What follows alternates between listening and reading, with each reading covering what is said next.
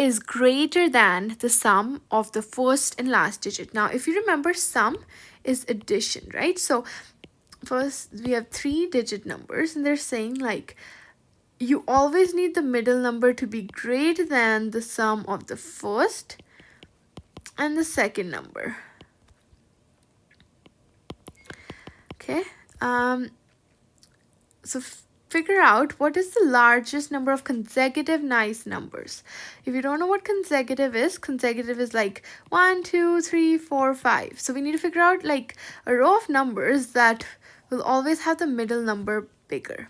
Now, it'll be easier if we have 9 as our middle number, right? Because we can go 190, right? Because the sum of 1 plus 0 is 1, and 9 is bigger than 1. 191, 9 is still bigger than 2. 192, 9 is bigger than 3, because 1 plus 2 is 3. 193, still bigger, right? 9 is bigger than 4. 194, 9 is bigger than 5. 195, 9 is bigger than 6.